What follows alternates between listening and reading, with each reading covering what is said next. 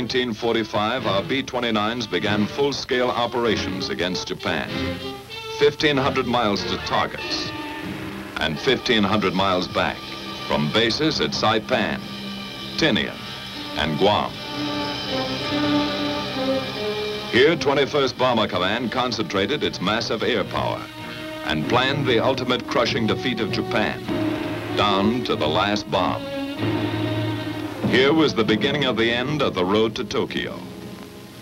After 6 months of reoccupation, there were few signs of war along the quiet summer shores of Guam. The liberated Chamorros were back in their clean native villages, American citizens again, smiling and friendly, unaware that a miracle had happened around them. A miracle that moved mountains of material, equipment, and supplies across the Pacific, that changed their dirt roads into broad highways, that manicured their jungles into acres of black-topped airfields. And nearby, new communities of American citizens had set up housekeeping with various types of self-service. The latest labor-saving devices, few laundry problems, and no modern inconveniences. By midsummer, 21st Bomber Command was in business. Big business. Under General LeMay's direction, the long arm of Bomber Command began punching the enemy with appalling power. From Guam, Tinian, and Saipan, 600 plane missions increased the bombing weight 100% in 2 months. Behind this expanding power was planning. The LeMay plan began on the ground with maintenance.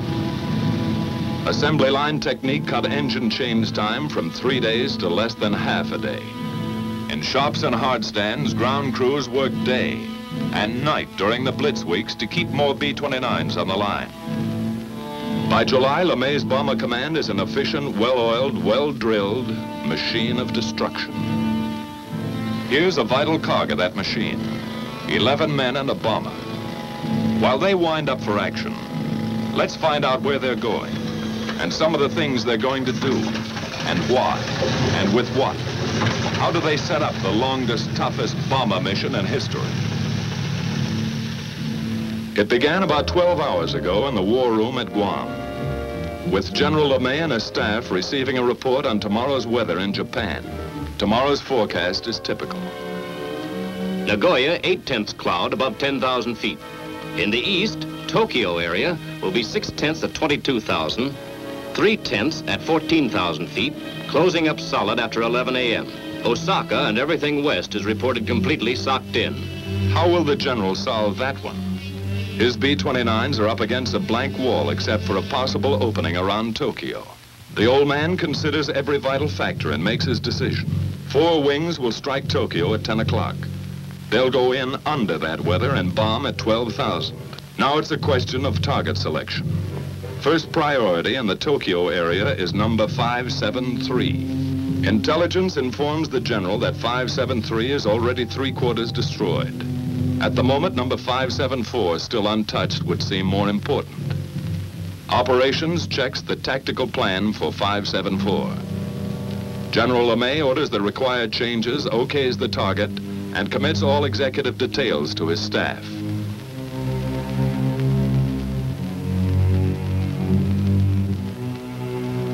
Operations, with his deputy chief of staff and project officer, goes to work setting up the changes. In that plans folder is a mountain of preparation by special sections of intelligence and operations. 1,000 hours of research. Collated facts and figures have been distilled into Tactical Plan 574. Aircraft will assemble as briefed with 3 groups of P-51s for escort.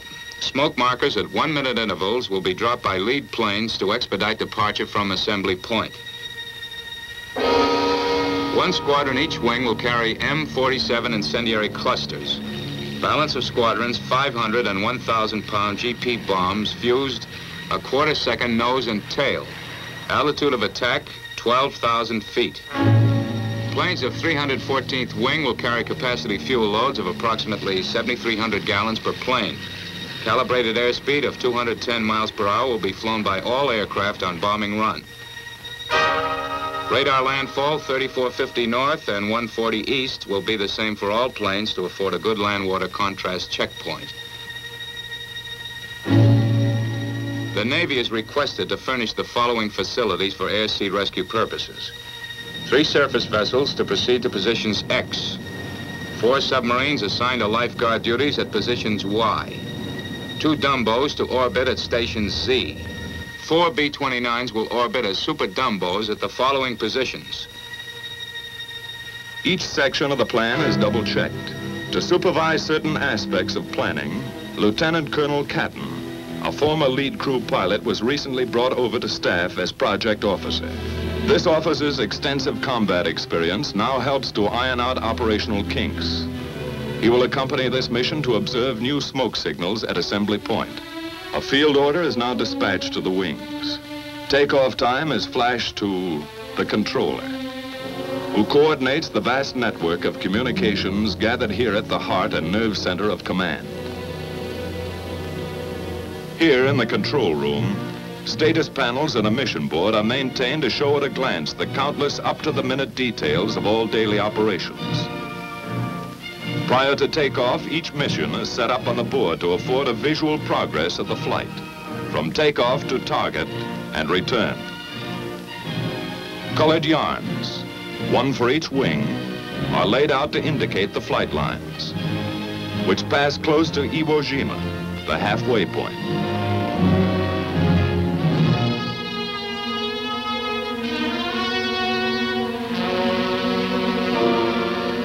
And proceed as specified in the field order to the proper target. Other symbols are used to mark air-sea rescue positions. A timetable of statistics for each wing as planned and flown is recorded from hourly reports on the status panel, beginning with takeoff time.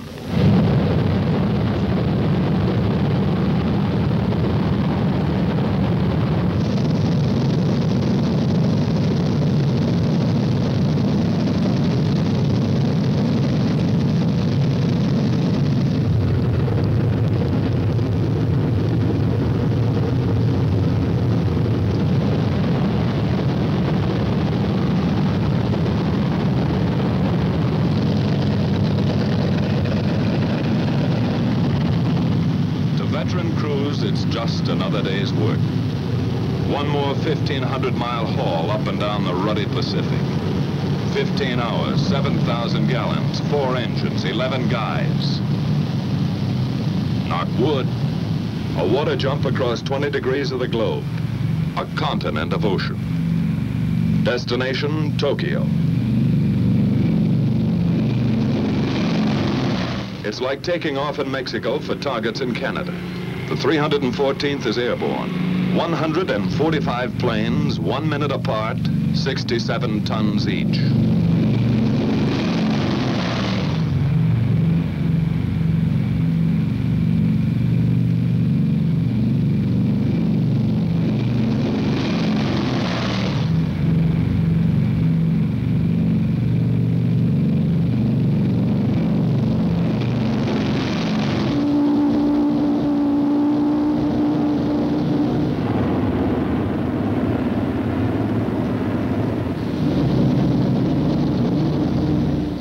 B-29 takeoffs are a tough sweat. That first long moment is the worst. Some swear it takes luck, like a wife's stocking, to beat it. At Tinian, 100 miles north, 2 more B-29 wings prepare for takeoff. 134 aircraft from the 58th wing. 100 more from the 313th wing. At Saipan, a few minutes later, the veteran 73rd Wing lines up for takeoff. 153 more bombers are added to the mission striking force.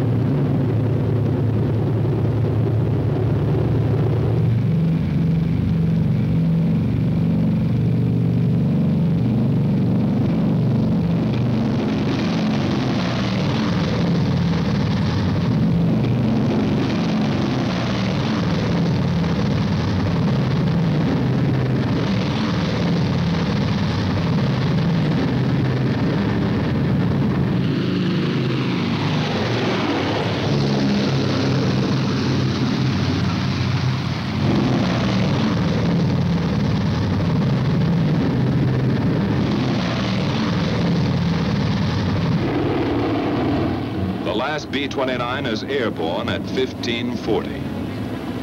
The tower at Saipan relays this information to the controller back at Guam. First and last takeoff times of each wing are recorded here and go to make up the first of a series of tabulated mission reports.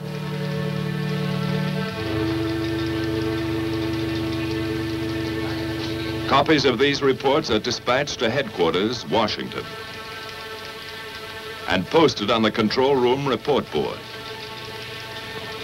During that first hour, the B-29s have settled down for the big grind, saving precious gas, cruising 1,000 feet off the water.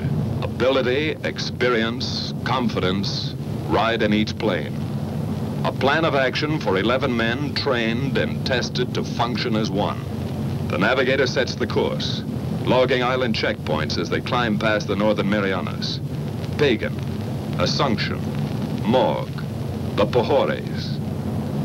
After about 4 hours of flight, the bombers pass close to Iwo Jima, the hot rock, a black, gritty pork chop halfway to Honshu.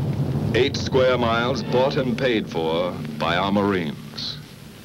We made some quick changes, cutting away that sulfurous volcanic crust and rolling Iwo's surface into one enormous flat top. 3 big airstrips now launch our P-51s for bomber escort over Japan. General Moore and his staff of 7th Fighter Command run the show and direct all air-sea rescue operations in close collaboration with Bomber Command.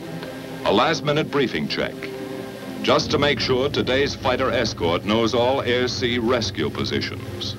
Out on the line, General Moore's P-51s are warming up for the longest fighter flight on record.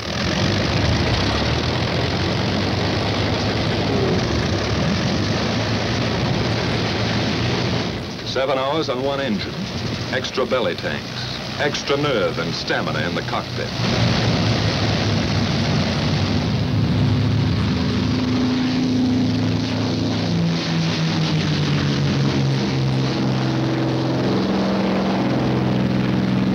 About the time our bomber wings are passing Iwo Jima, the pea shooters are taking off, scheduled to join them 3.5 hours later off the shores of Japan.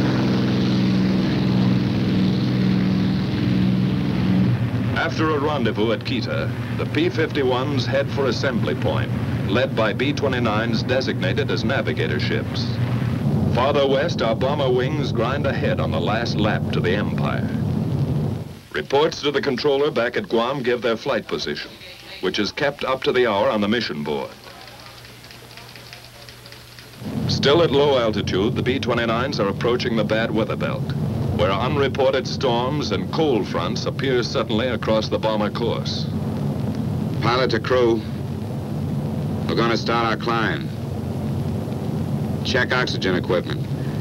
Tell Buck he'd better get out to his doghouse. As they begin their slow climb to altitude, the crews prepare for the vital business ahead. And from now on till they come off target and head home, it's all business. The central fire control system is warmed up. Superhuman brain power at the flick of a switch. Each gunner flexes his sights and tries the coordinated fire controls with a few short bursts to clear the guns. After pushing up to altitude, the bombers arrive close to assembly point. Air in the pressurized cabin is comparable to 8,000 feet. But oxygen masks are adjusted and ready for instant use. From the southeast, our fighter escort appears with its navigator ships, which now turn off to wait for the fighters' return at Rally Point. The Mustangs climb in formation to take positions above the boxes of B-29s.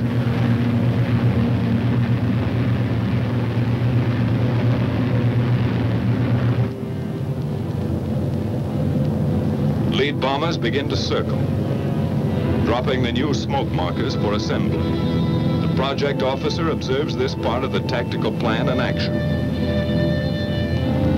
From various zone positions, the groups separate and form on their lead ships in 9 or 11 plane waves.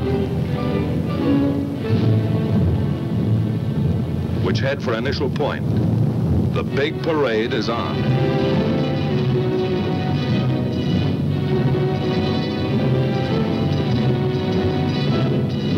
Landfall is picked up,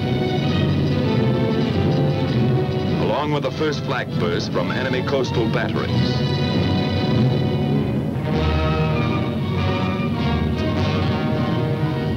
Fujiyama, the familiar white beacon, marks the turn for initial point. Flak becomes heavier and more accurate.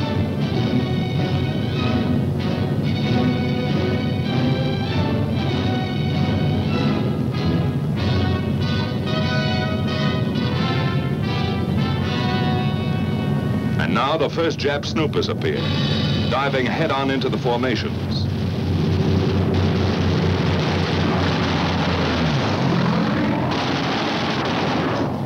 Some are suicide fighters trying to ram our bombers. Other Jap fighters drop phosphorus bombs, set to explode in front of the oncoming B-29s.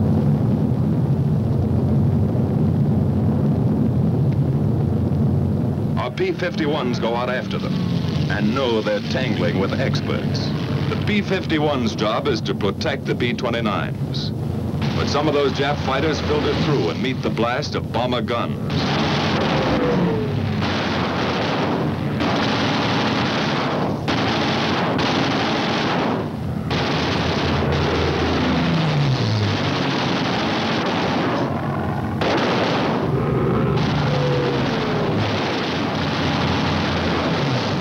Tail gunner pleads with a nip fighter to come in a little closer.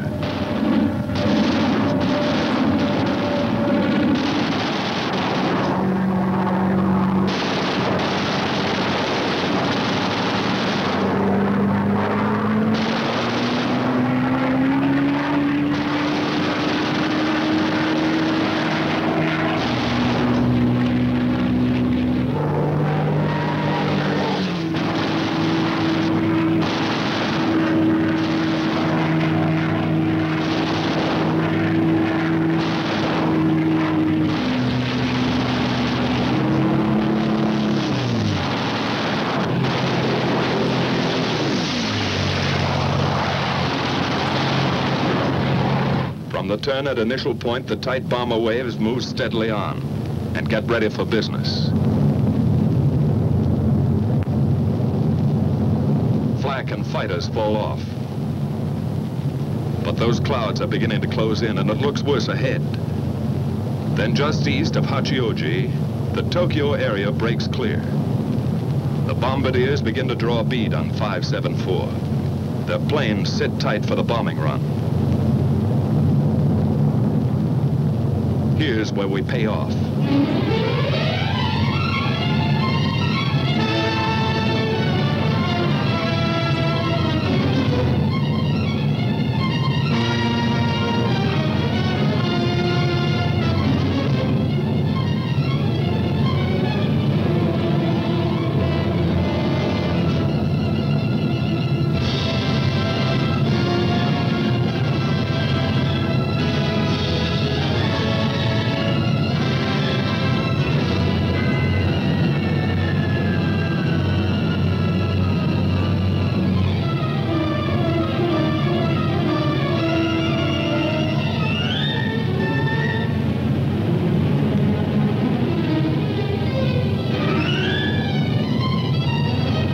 Two Jap aircraft plants and an aerodrome 12,000 feet below are about to receive 4,000 tons of destruction. The first waves of B-29s have already found their objective.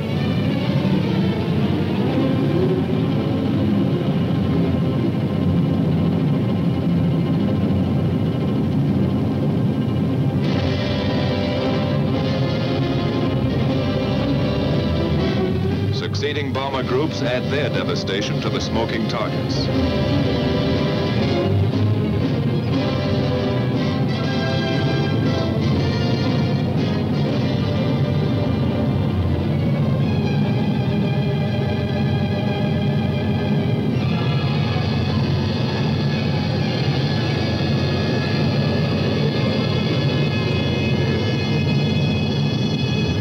Tactical Plan 574 is now an accomplished fact.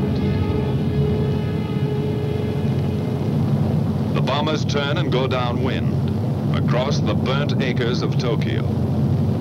Close-up cameras show the scars of those spectacular fire strikes last March. 51 square miles of LeMay treatment. Across the bay, and a tailwind speeds them south, down the Chiba Peninsula. This is fighter country. With the first call on the intercom, our Mustangs peel off and go to work again.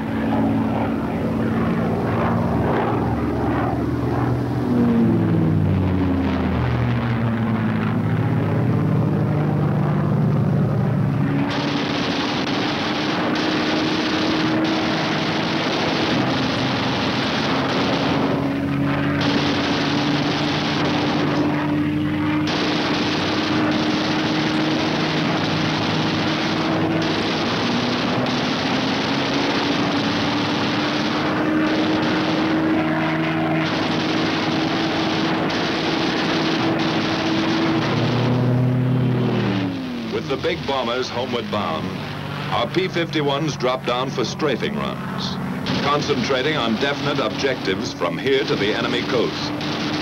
Skimming along at maximum speed, the fighters pair off and go to work cutting vital Jap lifelines, blasting away at communications, radio installations, power lines.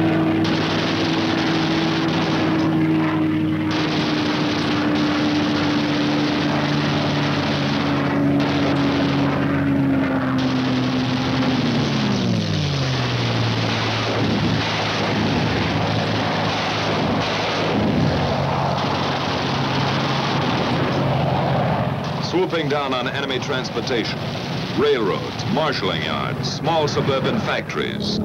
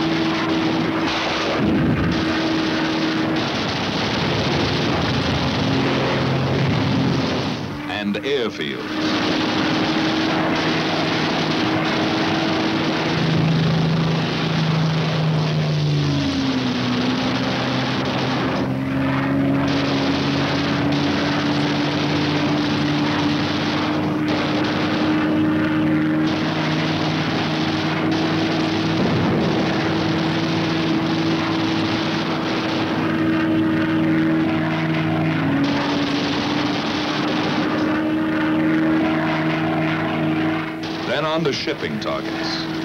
Freighters, fishermen, trawlers, harbor and coastal craft. Destroyer or lugger, it's the same enemy.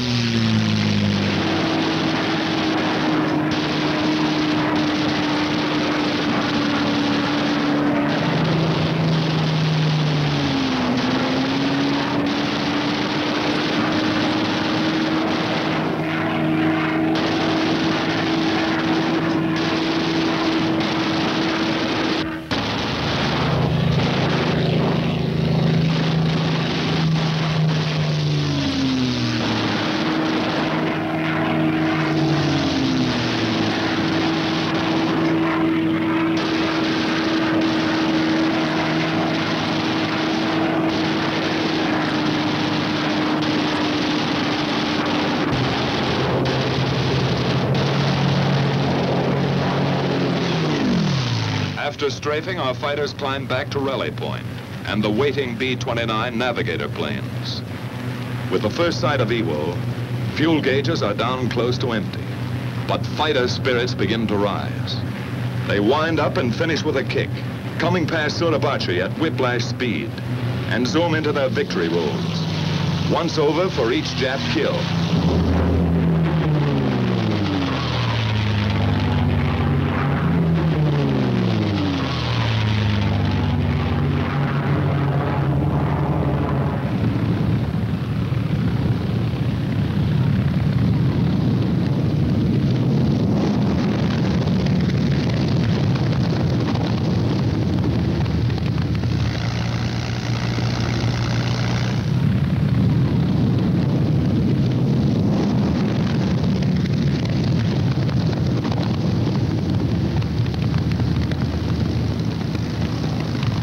After the last fighter groups are in, all hands sweat in those first limping B-29s. That runway is a beautiful sight as they let down with engines out, low in gas, or beat up by flak and fighters. In 3 months, nearly 2,000 crippled or gas-shy B-29s havened at Iwo. You can understand why those 4 fanboys blessed those Marines and even named their planes after them. The lucky ones are fueled and depart for home bases in an hour. But Iwo still has its hazards. Weather can turn this station into a hopeless daymare. Fog and quick overcast often blacks out the airstrip during these crucial periods. That means orders to bail out. Or with luck, a B-29 might drop in for a copybook ditching.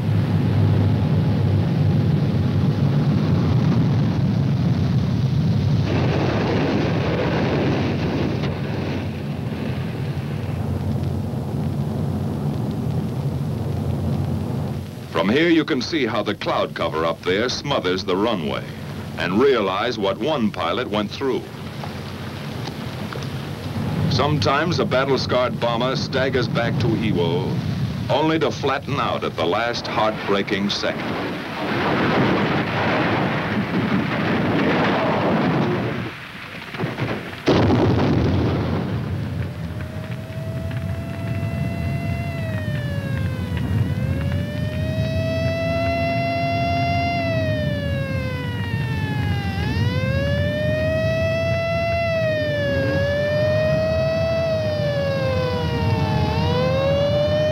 By some miracle, the whole crew got away from their stations to safety before 2,000 gallons of flaming gas enveloped them.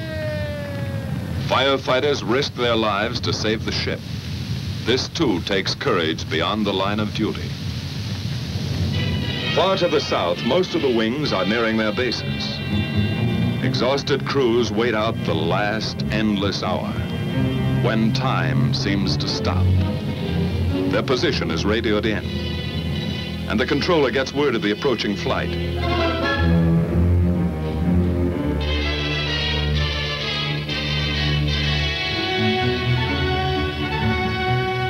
At last, the familiar Arianas appear on the horizon.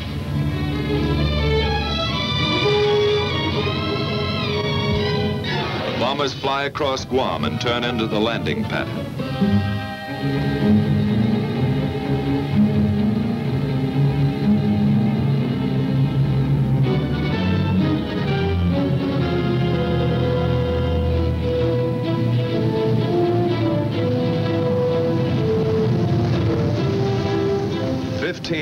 years ago, they left the other end of that runway. It's a pleasure to be back. A pleasure to roll on solid, familiar blacktop.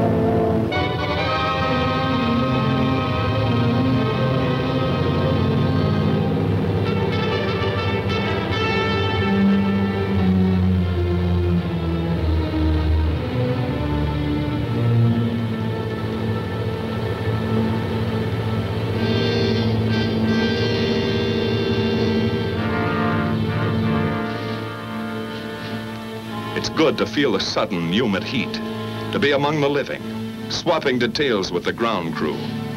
Flak, fighters, the close call, the one that got away.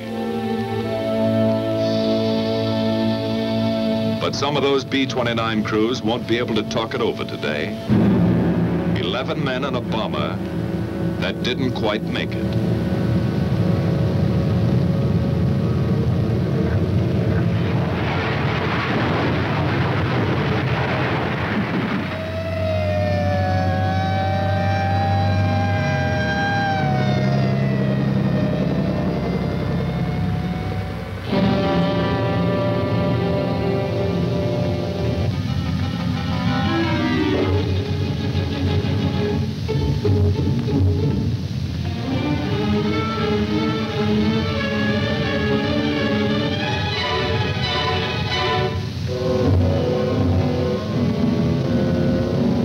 Rescue squads tear away the hot metal.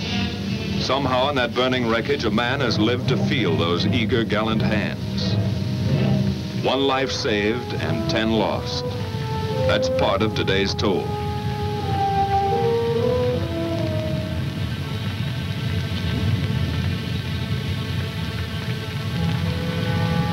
And there were many other days and nights that took their toll of young American lives in the service of our relentless, expanding air power.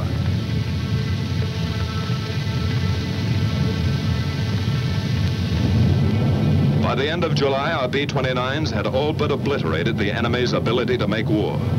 1,000-plane missions were going to hit Japan with twice the monthly tonnage that ever fell on Germany. The question was, how much longer would a beaten Japan hold out? In August, we made a test that never was applied to Germany. While great land, sea, and air forces gathered for the last invasion, our B-29s dropped 2 atomic bombs.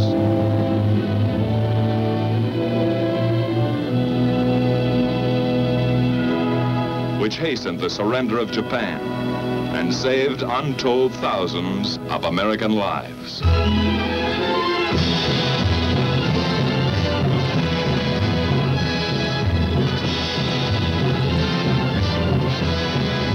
So the mission of our air forces, which began nearly 4 years ago, was accomplished.